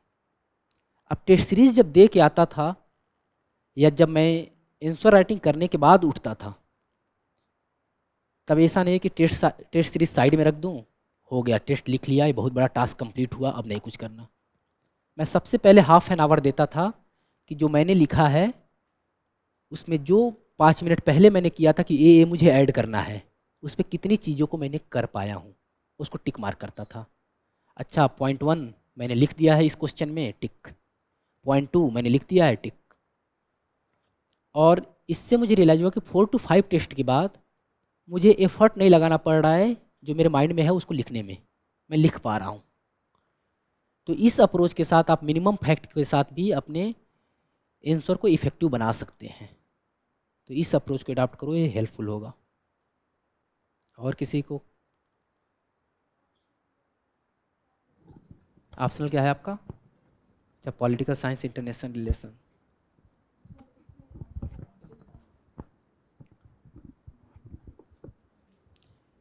एक सत्य बताने जा रहा हूँ ऑप्शनल को लेके, और इसमें ऐसा है कि अब तक हम लोग जब तक सेलेक्ट नहीं होते हैं इस चीज़ को डिनाई करते हैं। इसके पीछे का रीज़न क्या है? कई बार हमें लगता है कि यह ऑप्शनल ये है। पॉलिटिकल साइंस को एक सब्जेक्ट के रूप में यूपीएससी में कहा जाता है मोस्ट डायनेमिक सब्जेक्ट, सब करेंट है। मेरा जो अंडरस्टैंडिंग है कि इस करेंट में भी जितने इशू आते हैं उसमें 70% स्टैटिक है। मतलब जो करेंट की न्यूज़ है, एडिटोरियल, यूनाइटेड नेशन तो शुरू से प्रॉब्लमेटिक रहा है जब से यूपीएससी ने अपना सिलेबस चेंज किया है। ऐसा तो नहीं है कि 2014 में यूनाइटेड नेशन इफेक्टिवली फंक्शन कर रहा था और रसिया यूक्रेन वार होता है, यूनाइटेड नेशन को लगता है कि अब ये इफेक्टिवली फंक्शन नहीं कर रहा है, तब भी प्रॉब्लम थी। रसिया और यूएस की राइवलरी 2014 में भी थी, अभी भी है। स्कॉलर तब भी वही आर्टिकल लिख रहे थे हिंदू और इंडियन एक्सप्रेस में कि व्हाट ऑट टू बी, क्या होना चाहिए, आज भी वही बता रहे हैं। और अगर जैसे कि मैंने अनफॉर्चुनेटली और फॉर्चुनेटली 6 साल जर्नी में लगा दी, अब मुझे रियलाइज होता है 2020 में जो मैं करंट पढ़ रहा था वही उसके 70% पार्ट तो आज भी मैं पढ़ रहा हूँ। इन्वायरमेंटल क्राइसिस 2018 में भी थी, 19 में भी थी, आज भी है। ग्लोबल इंस्टीट्यूशन तब भी फंक्शन नहीं कर रहे थे, आज भी फंक्शन नहीं कर रहे हैं। करप्शन तब भी प्रॉब्लम थी, आज भी प्रॉब्लम है। क्राइम तब भी था, अब भी है।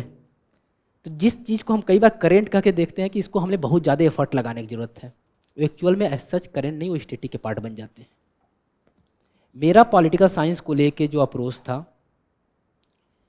कि जो 4 पार्ट हैं paper A, 1A, 1B, 2A, 2B, मैं सबसे पहले पेपर 1B की तैयारी करता था। रीज़न क्या था कि वह पॉलिटिकल साइंस जो GS2 के पार्ट के साथ ओवरलैप करता है उसके साथ मैच कर रहा है। वहीं पे जो अप्रोच ऑफ इंडियन नेशनलिज्म एक थीम है, अगर आप सिलेबस देखोगे तो वह हम ओवरलैप करता है आपके हिस्ट्री के साथ, मॉडर्न हिस्ट्री के साथ। अगर आप वेस्टर्न पॉलिटिकल थिंकर्स और इंडियन पॉलिटिकल थिंकर्स को पढ़ लोगे तो प्योरली स्टैटिक है।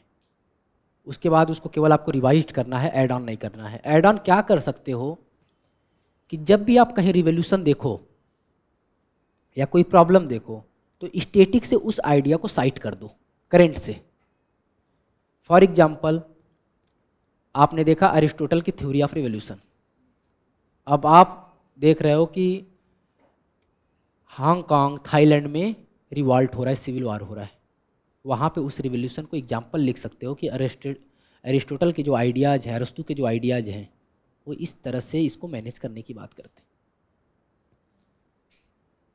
सेम मैनर में जो टू बी है उसको टू ए के थ्रू आप मेंशन करो। To a theoretical background provide करेगा और टू बी डायनेमिक है।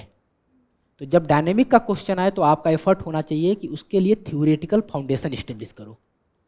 जब प्योर थ्योरेटिकल क्वेश्चन आए तो आपका अप्रोच होना चाहिए कि जो प्री कंक्लूजन है उसमें आप करेंट के नॉलेज को रिफ्लेक्ट करो, जिससे यह पता चल पाए एग्जामिनर को कि आपकी जो नॉलेज है, आपकी जो अंडरस्टैंडिंग है वो थ्योरेटिकल की भी है और करेंट की भी है। एक ही क्वेश्चन से वो या तो थ्योरेटिकल है या उसकी है। तो इस अप्रोच को करो। पीवाईक्यू का इंपॉर्टेंट रोल है पॉलिटिकल साइंस में। 70% क्वेश्चन रिपीट होते हैं। अगर 70% क्वेश्चन रिपीट होते हैं और जो 30% क्वेश्चन है वह जो करेंट हैपनिंग है उसके और थ्योरी के साथ मैच कर लो तो वह हो जाते हैं। तो सबसे पहले जब भी प्रिपरेशन शुरू करो, स्टैंडर्ड बुक जो आपका या नोट्स है किसी भी कोचिंग की जो आप प्रेफर कर रहे हो उसके साथ पीवाईक्यू को रख लो। नोट्स पढ़ो, उसके बेसिस पे जो पीवाईक्यू आया है उसको आप लिखो आंसर। उस आंसर लिखने के समय आपको रियलाइजेशन होना चाहिए कि यह आंसर आप मॉडल आंसर लिख रहे हो, कि आप किसी को भी बता सको और लगे कि ये कोई स्टैंडर्ड बुक लिखा गया है। उसमें आप 11 मिनट नहीं, आप 15 to 20 मिनट 30 मिनट लगाओ, क्योंकि अल्टीमेटली आपके 70% का सिलेबस वही है। तो इस अप्रोच को आप कर सकते हो, ये हेल्पफुल हो सकता है। सर कोई भी टॉपिक जैसे तैयार करते हैं, कोई भी टॉपिक मैंने पढ़ा और वो मुझे पूरे तरह से समझ में आ गया, लेकिन क्या होता है कि जब पेपर पे लिखने जाते हैं उसे तो उसे 20% ही मतलब चीज़ें याद आता है और फिर गायब हो जाता है। फिर हम इंट्रो नहीं बना पाते हैं, चाहे कभी इंट्रो बन गया तो फिर कंक्लूजन तक नहीं पहुंच पाते, 2-3 पॉइंट ही याद आता है। तो इसके लिए क्या करें? और एक और चीज़ सर कि जैसे मैंने क्वेश्चन पूरे मैंने टॉपिक पढ़ करके और पूरे दिन भर में तैयार किया और उसे लिख भी दिया और उसे छोड़ दिया, फिर अगले दिन 2 दिन बाद मैं जाता हूँ और फिर मैं उस क्वेश्चन को फिर मैं लिखता हूँ तो उसका 70% गायब रहता है। सर इसका क्या सोल्यूशन? अब यूपीएससी में मेंस की जो राइटिंग प्रैक्टिस है, इतने सारे कोर्स आ गए हैं कि अब लोगों ने टेक्निकल पर्सपेक्टिव से मेंस को देखना शुरू कर दिया।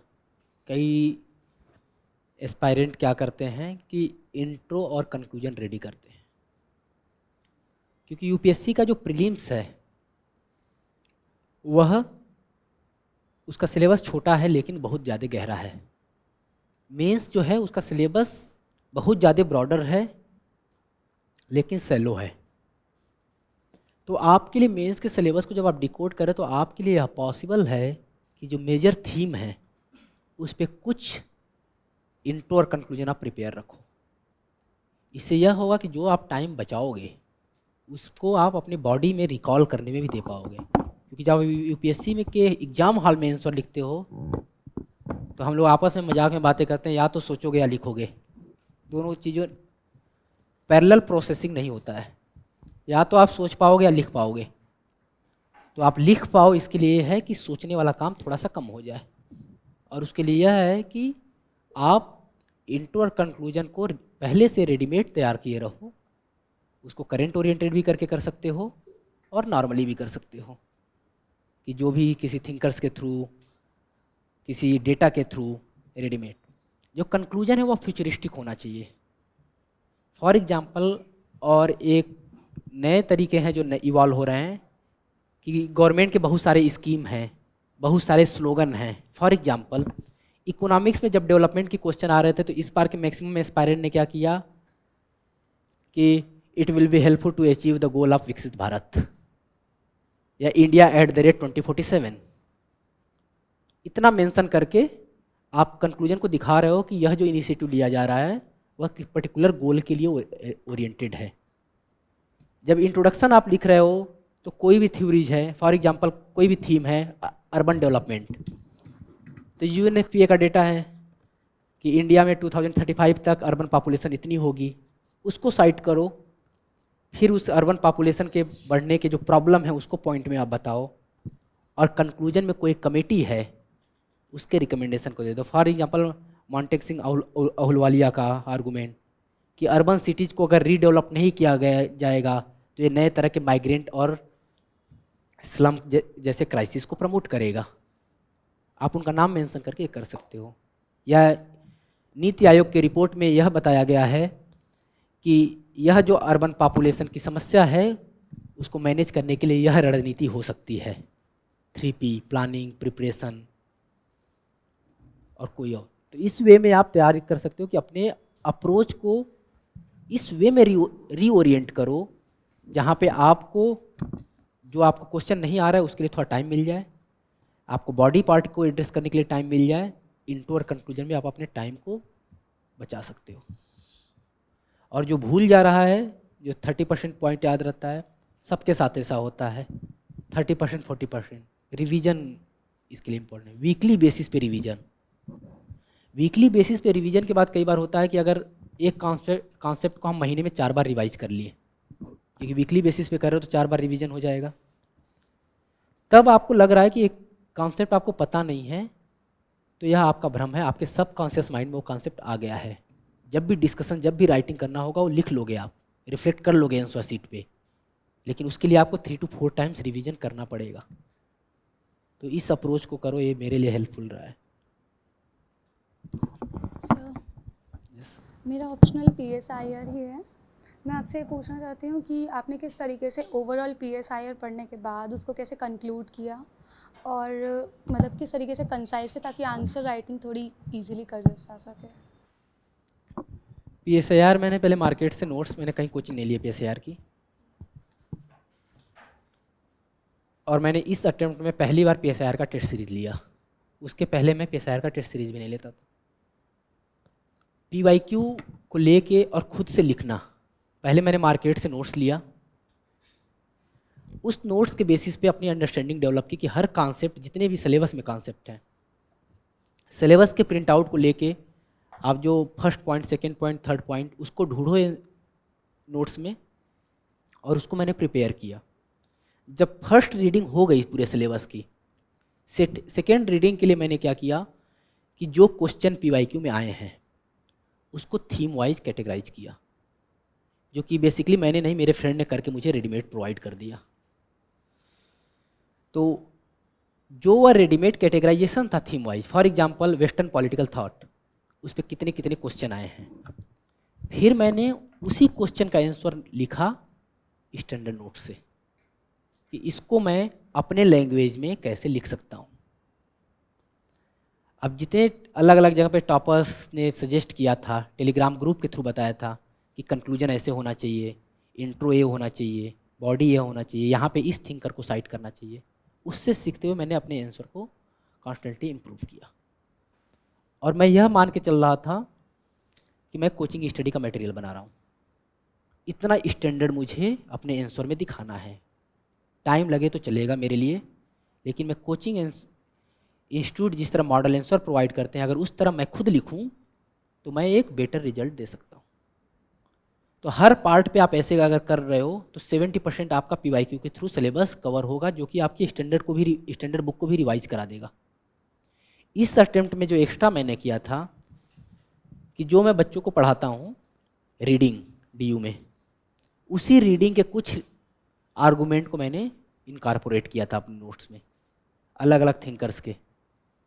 और कहीं ना कहीं देखा जाए कि इससे मेरे आंसर की क्वालिटी बेटर हुई थी, नो डाउट मार्क्स में वो रिफ्लेक्ट नहीं हुई उतना, लेकिन इस अप्रोच को करके कि कुछ स्टैंडर्ड रीडिंग को ले लो आप कि कितने बुक हैं। एक और तरीका है जिसको आप कर सकते हो अपने आंसर को अपडेट रखने के लिए, जो नई नई बुक आती है, for example S Jaishankar sir की व्हाई भारत मैटर्स, उसके समरी पढ़ लो। आज का तो टाइम AI का है, तो AI के थ्रू आप उस बुक को डालो, इस बुक की समरी, उसके 1-2 आर्गूमेंट ढूंढ लो। जब आप 2B करोगे तो उसमें सबसे ज़्यादा इंपॉर्टेंट रोल प्ले करेगा यह कि जितने भी कमेंटेटर हैं जो फॉरेन पॉलिसी पे या इंटरनेशनल रिलेशन पे कमेंट करते हैं, उनका नाम देखो, आप गूगल पे सर्च करो इनकी कौन सी बुक है लेटेस्ट बुक, उस बुक को आप AI के थ्रू, गूगल के थ्रू देखो इसका की आर्गूमेंट क्या है, बुक रिव्यू में मेंशन किया होता है, उसमें से 1 पॉइंट लिख लो, 2 पॉइंट लिख लो, अपने आंसर में उसको ऐड कर लो। तो इससे आपका आंसर एक होलिस्टिक वे में भी प्रिपेयर हो जाएगा और वहाँ पे डेप्थनेस भी दिखेगी। डेप्थनेस हमारे अंडरस्टैंडिंग में है या नहीं है, इससे ज़्यादा इंपॉर्टेंस एग्जामिनर को लगना चाहिए कि डेप्थनेस है। ये सभी गेम यही है कि ये पूरा एग्ज़ाम यही है रिलेटिव कंपटीशन का। अगर आप अपने पीयर ग्रुप से बेटर परफॉर्म कर रहे हो तो आप सेलेक्टेड हो, क्योंकि यह ऐसा एग्ज़ाम नहीं है कि जितने लोग 33% से ऊपर पाए सब क्वालिफाई। जितने लोग रिलेटिवली 1000 में आ गए वो क्वालिफाई। तो इसलिए आप ऐड ऑन कर सकते हो, बेटर होगा। सर आपने शॉर्ट नोट्स कैसे प्रिपेयर करे उसके? मैंने जो मेजर थीम था जो मुझे भूल जाता था, for example western political thought का रॉल्स की थ्योरी ऑफ जस्टिस को मैंने लिया।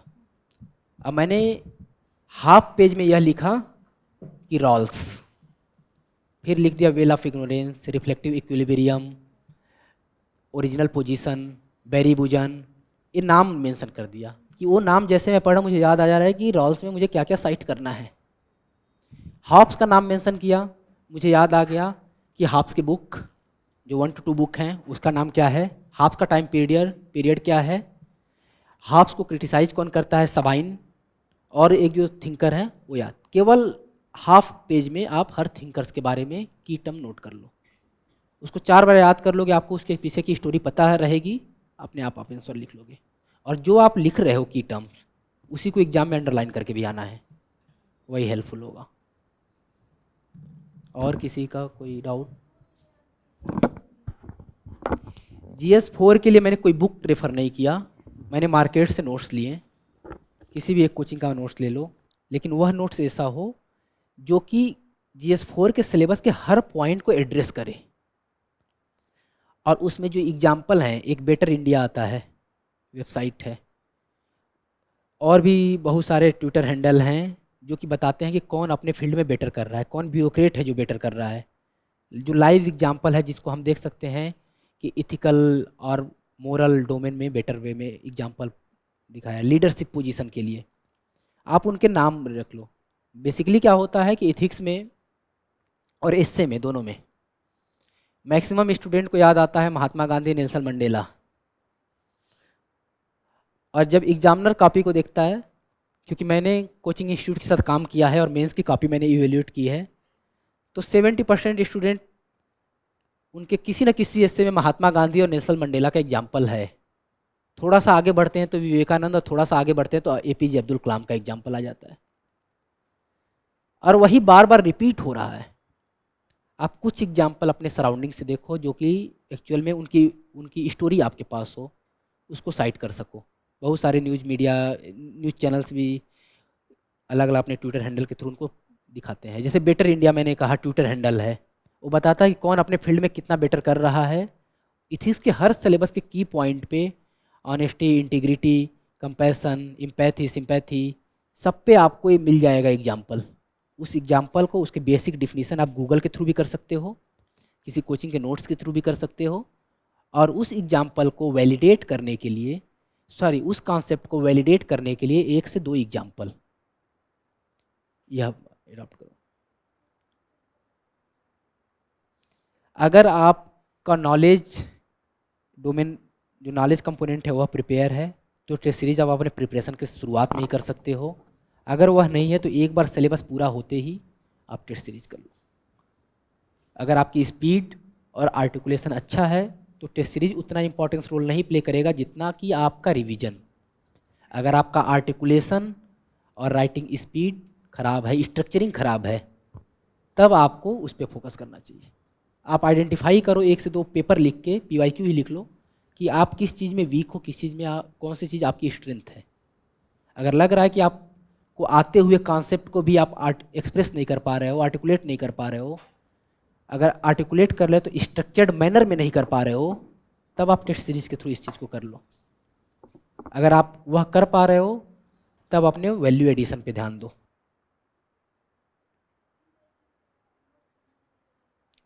PYQ के मेजर थीम जो रिपीट हो रहे हैं उसका नोट्स बनाना जरूरी है। हाँ, क्योंकि जब लास्ट टाइम पे जब प्री मेंस का शेड्यूल ऐसा होता है कि आपको अपने स्टैंडर्ड बुक या मेन सोर्स को रिवीजन करने का टाइम नहीं मिलता है, तो जो थीम रिपीट हो रहा है उसका अगर आपके पास नोट्स है तो कुछ क्वेश्चन में आपको रिलेटिव एडवांटेज मिलेगा।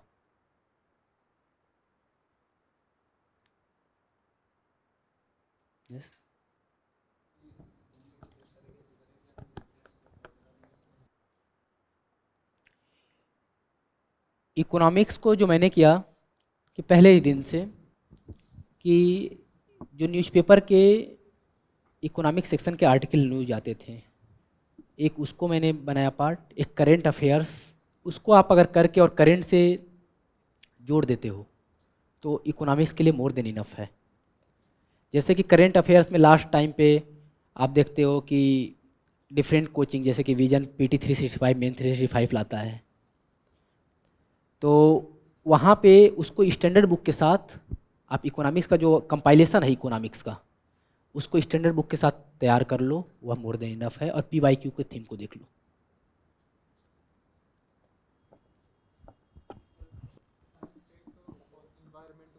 मैगजीन से करना कवर करना चाहिए या तो फिर उससे न्यूज़पेपर से?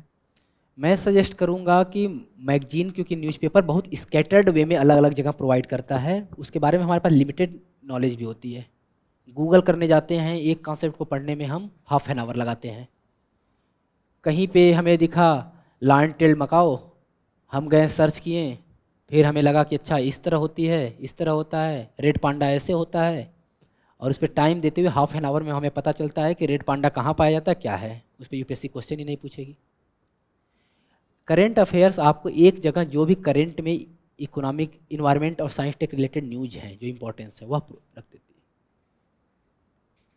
जब आप मैगजीन को देखोगे तो उस मैगजीन में करेंट न्यूज के साथ साइड में ब्रैकेट में दे दिया गया होता है बेसिक्स, अलग अलग कॉन्सेप्ट के। उस बेसिक्स के को आप कर लो, आपका स्टैटिक कवर हो गया। करेंट न्यूज में जो कंपोनेंट है वह करेंट से तैयार हो गया। यह 2 सब्जेक्ट में सबसे ज़्यादा इंपॉर्टेंस रोल प्ले करता है, साइंस टेक और इन्वायरमेंट में, जिसके लिए अगर स्टैटिक किसी बुक को आप रेफर ना करो तब भी थ्रू करेंट अफेयर्स आप कर सकते हो। तो उसको इस वे में आप करो। अच्छा सर, जैसे हम लोग कोई रिपोर्ट वगैरह अपने आंसर में देते हैं या कोई डाटा वगैरह, तो वो कितना पुराना दे सकते हैं? मतलब जैसे हम लोग के जो लिखे हुए हैं 2-3 साल पुराने हो जाते हैं, क्या रिसेंट का डाटा ज़रूरी है या 2-3 साल पुराना भी दे सकते हैं? देखो, इस पूरे डेटा को 2 पार्ट में कैटेगराइज कर सकते हो। जी। फॉर एग्जांपल, जो सब्जेक्ट डायनेमिक है, एग्जांपल के लिए इन्वायरमेंट, जो हर साल डेटा आ रहा है, उस पर क्लाइमेट क्राइसिस पे हर साल डेटा आ रहा है, तो उसमें आपको लेटेस्ट डेटा देनी है कि जब आपकी एग्जाम साइकिल शुरू हुई है उससे लेके अब तक के डेटा में से कोई भी एक रिपोर्ट उठाओ, उसके डेटा को साइट कर दो। लेकिन सेम टाइम पे अगर सोशल जस्टिस की बात करो तो सोशल जस्टिस तो पहले से चीज़ें हैं और जरूरी है हर साल उस पर्टिकुलर इशू पे डेटा आए ही। एग्जाम्पल के लिए NCRB, सोशल जस्टिस में NCRB के रिपोर्ट को आप साइट करोगे, अभी के लिए 2021-22 का डेटा अवेलेबल है, तो आप ऑब्वियसली 4 साल पुराना डेटा यूज करोगे। सेम मैनर में पंचायती राज इंस्टीट्यूशन, लास्ट कमेटी जो सेटअप हुई थी वह मणिशंकर अय्यर कमेटी थी, जो कि 2013 में हुई थी। तो आप यहाँ पे 10 साल पुराना डेटा साइट कर रहे हो, जो मणिशंकर अय्यर कमेटी ने कहा था। सेंसस लेटेस्ट एग्जाम्पल है, 2011 के बाद नहीं हुआ है, तो आप उसके डेटा को ही मेंशन करोगे। लेकिन जिसके लिए डेटा अवेलेबल है लेटेस्ट, आप कोशिश करो कि उसका एक लेटेस्ट डेटा हो आपके पास। तो इकोनॉमिक्स में स्पेशली लेटेस्ट डेटा ही, क्योंकि इकोनॉमिक्स का डेटा क्वार्टरली चेंज होता है, तो इकोनॉमिक्स का डेटा तो आपको लेटेस्ट ही यूज करना चाहिए।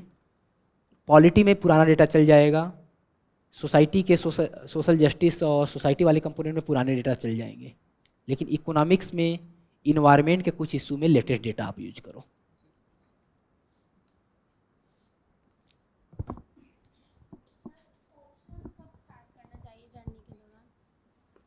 आप ग्रेजुएशन कंप्लीट कर चुके हो, तो ग्रेजुएशन अगर कंप्लीट कर चुके हो तो जो GS का सिलेबस जो ओवरलैप कर रहा है प्रीलिम्स और मेंस का, एक बार अगर आप उसको गो थ्रू कर लो, उसके बाद आपको सडनली ऑप्शनल पे शिफ्ट करना चाहिए और फिर पैरेलली करना चाहिए कि ऑप्शनल आपके दिन का जो इनिशियल डेज में हाफ टाइम हो वो ऑप्शनल पे हो, और हाफ टाइम जो स्टैटिक आपने कवर कर लिया है, जो प्री और मेंस का ओवरलैप कर रहा है, उसको कर रहे हो, वो आपके लिए बेनिफिशियल है।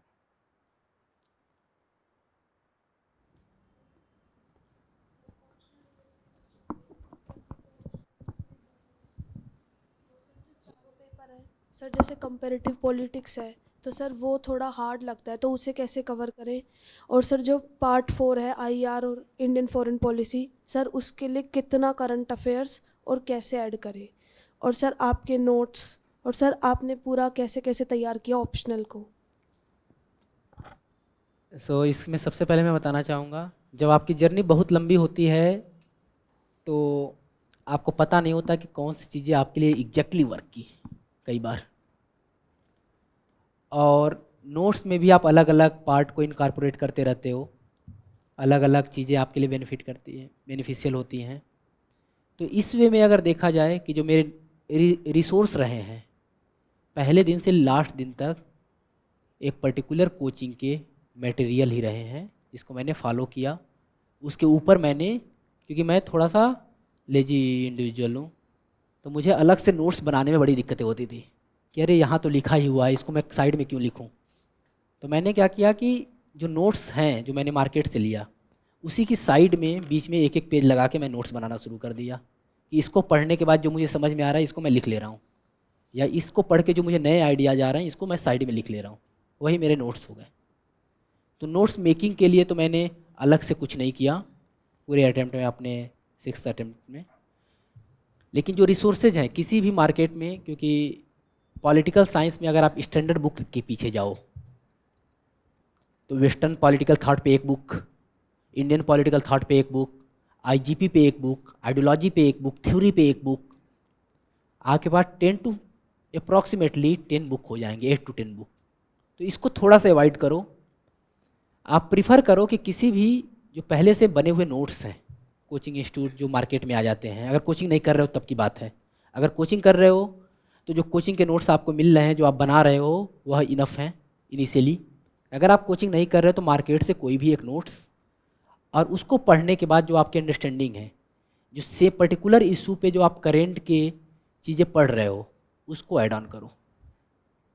जो पेपर 2B में करेंट के इश्यूज हैं, उसके लिए आपको जो न्यूज़पेपर के आर्टिकल्स हैं, इंडियन एक्सप्रेस या हिंदू, उस पर डिपेंडेंट रहना पड़ेगा कि क्या डेवलपमेंट हो रहा है, क्या हुआ। MEA की साइट पे अगर आप जाओगे तो MEA का पर्टिकुलर हर कंट्री को लेके डॉक्यूमेंट है, उसको ले लो। पर्टिकुलर हिस्टोरिकल बैकग्राउंड है उसमें लिखा हुआ, फ्यूचर विजन लिखा हुआ है, और प्रेजेंट डेवलपमेंट लिखा हुआ है। 3 पार्ट में MEA के वेबसाइट पे है, उसको कर लो। अगर सोशल मीडिया पे हो तो एक सजेशन है कि कुछ लोगों को फॉलो करो। For example Rakesh Sood, S Jaishankar, Harsh V Pant, C Raja Mohan, क्योंकि यह जो लोग अलग अलग टाइम पे अपना ओपिनियन देते रहते हैं हर इशू पे। ब्रह्मा चेलानी, और इनके नाम से अगर आप साइट कर रहे हो चीज़ों को तो भी बेनिफिशियल है। लेकिन ओवर इस चीज़ को नहीं करना है किसी चीज़ को, कि आपका आंसर शुरू कर रहे हो और 2 पेज में आपने मेंशन किया है 8 पैराग्राफ और 16 बार ब्रह्मा चेलानी का नाम आ रहा है। तो इसको अवॉइड करना, कमेंटेटर को कम यूज करना। आप जो थ्योरेटिकल नॉलेज है, for example India China conflict, आप एक बार ब्रह्मा चेलानी को मेंशन कर सकते हो, लेकिन पैरेलली आप कौटिल्यन नोशन को भी मेंशन कर दो कि कौटिल्य का क्या इसको लेके विजन है। तो जो पार्ट A में आप पढ़ते हो थ्योरी, उसके बेसिस पे पार्ट 2 को भी एक्सप्लेन किया जा सकता है। तो इस तरह से आप अपने रिसोर्स को मिनिमम रख सकते हो और अपने एफर्ट को इफ़िशिएंट वे में रिजल्ट ओरिएंटेड कर सकते हो। तो सर GS2 जो पॉलिटी है सर, वहाँ से और ऑप्शनल के आंसर को कैसे अलग करें सर? क्योंकि आपने बताया कि करंट अफेयर्स जिसे न्यूज़पेपर से ऐड करने हैं ऑप्शनल के लिए IR में, तो सर वही काम तो हम GS में भी करते हैं, तो सर वहाँ पर उतना ही रखना है या फिर ऑप्शनल में कुछ ज़्यादा अलग से नहीं, करना जब आप है? ऑप्शनल में पेपर 2 भी लिखते हो और IR आप मेंशन करते हो GS में, तो GS में आपका अप्रोच जर्नलिस्टिक होता है। जब आप ऑप्शनल में लिखते हो तो आप थ्योरी बिल्डअप करते हो, थ्योरेटिकल डायमेंशन पहले मेंशन करते हो, कहीं ना कहीं जो थ्योरेटिकल विजन है उसको मेंशन करते हो, और उसके बेसिस पे आप प्रेजेंट इवेंट को एक्सप्लेन करते हो। फॉर एग्जांपल एक क्वेश्चन है कि डिक्लाइन ऑफ US हेजेमनी, अगर GS में क्वेश्चन आएगा तो आप ट्रम्प की पॉलिसी को, बिडेन की पॉलिसी को, अफगानिस्तान से US के एग्जिट को मेंशन करोगे। लेकिन अगर यही ऑप्शनल में क्वेश्चन आएगा तो आप मेंशन करोगे हेजेमोनिक स्टेबिलिटी थ्योरी। आप मेंशन करोगे जो केनेथ वाल्ट्ज की आर्गुमेंट है स्ट्रक्चरल रियलिज्म, कि किस तरह से बाईपोलरिटी फंक्शन करती है। यह जो की टर्म्स है वह आपके ऑप्शनल को सब्जेक्ट स्पेसिफिक बनाएंगे। उसमें आप केनेथ वाल्ट्ज के आर्गुमेंट को मेंशन करोगे, उसमें कौटिल्य के थ्योरीज को मेंशन करोगे कि इंडिया को कैसे डील करना चाहिए। तो यहाँ पे आप जो स्कॉलर को मेंशन कर रहे हो वह आपको डिफरेंट अप्रोच प्रोवाइड कर रहे हैं जीएस के कंपैरिजन में। तो सर आईजीपी जो है ऑप्शनल में, तो सर वहाँ क्या हम फैक्ट्स पार्ट ऐड करना चाहिए नहीं करना चाहिए? करना जैसे चाहिए। जितनी एक्ट चीज़ें आप वगैरह, आर्टिकल वगैरह, जिस केसेस। तरह से आप अपने क्वेश्चन को यूनिक बना सकते हो। मैंने पहले ही बोला कि ये पूरा खेल सर्वाइवल ऑफ द फिटेस्ट की है। आप अपने आंसर को अदर इंडिविजुअल के आंसर से जितना बेटर दिखा सकते हो, आप फैक्ट ऐड कर सकते हो, कमेटी के रिपोर्ट ऐड कर सकते हो, आप कॉन्स्टिट्यूशन के आर्टिकल मेंशन कर सकते हो, कॉन्स्टिट्यूशन मोरालिटी कॉन्स्टिट्यूशन असेंबली के डिबेट मेंशन कर सकते हो, किसी के स्टेटमेंट मेंशन कर सकते हो, सभी आपके लिए यूजफुल है। बस ये हो कि वह कोहरेंस को ना बिगाड़े, आपके आंसर को, आपके आंसर के फ्लो को ना बिगाड़े। और सर जीएस के लिए एनवायरनमेंट के लिए कैसे कैसे पढ़ना है प्रीलिम्स के लिए? जीएस के लिए जो प्रीलिम्स में एनवायरनमेंट का कंपाइलेशन है उसको आप उठाओ, और उसके जो थ्योरेटिकल जो सिलेबस में थ्योरी दिया हुआ है उसके लिए कोई भी एक नोट्स लो या इंटरनेट से आप नोट्स बना लो। मैंने रफ नोट्स बनाए थे इंटरनेट से एनवायरनमेंट के बेसिक कॉन्सेप्ट को लेके, जो अलग अलग अल्फ़ा बीटा गामा और कम्युनिटी इकोटोन बायोम जैसे कॉन्सेप्ट हैं जो कि फ्रिक्वेंटली यूज होते हैं, उसको करो। मैंने कुछ विजन के ही टेस्ट सीरीज को मैंने लिया था टेस्ट नंबर 8 जो कि केवल इन्वायरमेंट का है, उसको मैंने अपने नोट्स के साथ मिला लिया कि ये मेरा स्टैटिक है। उसके अलावा जो भी मैंने पढ़ा करंट अफेयर्स पढ़ा, उसके अलावा इन्वायरमेंट के लिए मैंने अदर कोई सोर्स रेफर नहीं किया। तो वह यूजफुल भी था, आप कर सकते हो। और सर बचे हुए जो प्रीलिम्स के दिन है सर, उसमें क्या स्ट्रेटेजी रखे प्रीलिम्स के लिए? और सर मॉक टेस्ट अभी दे ना दे, और अगर दे तो सेक्शनल दे या फिर फुल लेंथ दे? आपका पहला अटेम्प्ट है? Yes sir. तो मॉक टेस्ट अब तक दे के आपने रिवाइज किया है? बेसिकली क्या है कि जब हम मॉक टेस्ट देते हैं तो हमें लगता है कि हमें क्वेश्चन अटेम्प्ट करना ही हमारा टास्क है, लेकिन मॉक टेस्ट देने का मतलब यह होना चाहिए कि आप मॉक टेस्ट दे रहे हो, उसके एक्सप्लेनेशन को देख रहे हो, अपनी वीकनेस को देख रहे हो। ये 3 चीज़ें होनी चाहिए जो आपके मॉक टेस्ट के साथ ही चलेंगी। अगर आप केवल टेस्ट अटेम्प्ट कर रहे हो और आप 1 to 100 देख रहे हो, 1 का A 2 का B, इस तरह एक्सप्लेनेशन नहीं पढ़ रहे हो, एक्सप्लेनेशन से कुछ सीख नहीं रहे हो, तब टेस्ट मत दो। अभी का जो टाइम है, जितने भी मॉक टेस्ट आपने दे लिए हैं उसको रिवाइज करो, PYQ के बेसिक थीम को रिवाइज करो, जो आपके नोट्स हैं उसको रिवाइज करो, वह हेल्पफुल होगा। और कोई? Thank you sir. तो thanks to all of you and best wishes for your future endeavours. मैं उम्मीद करता हूँ ये सेशन थोड़ा बहुत आपके लिए हेल्पफुल रहा हो, क्योंकि मैंने कन्वेंशनल डोमेन में जो मैंने अब तक टॉपर स्टॉक सुने थे, मुझे पहले पता था कि दूसरे साइड होके भी मैं रहा हूँ, तो मैंने कोशिश की कि जो एक्चुअल में मेरे लिए हेल्पफुल रहा हो उसको मैं बताऊँ। तो आपके लिए वर्क कर भी सकती है, नहीं भी कर सकती है, लेकिन सबसे ज़रूरी है सेल्फ अवेयरनेस, कि आप देखो कि आपके लिए क्या रिक्वायरमेंट है, आपको किस सब्जेक्ट पे ज़्यादा फोकस करना है, किस पे फोकस नहीं करना है, आपको सिलेबस के किस पार्ट पे एक्स्ट्रा टाइम देना है, किस पार्ट को आप स्किप कर सकते हो। तो यह आपके लिए हेल्पफुल होगा और आपकी प्रिपरेशन को एफिशिएंट बनाएगा, प्रोडक्टिव बनाएगा। केवल ऐसा नहीं है कि प्रिपरेशन कर रहे हैं उसकी प्रोडक्टिविटी कम है, आपका एफर्ट प्रोडक्टिविटी को मैक्सिमाइज करना होना चाहिए। So thanks to all of you, have a great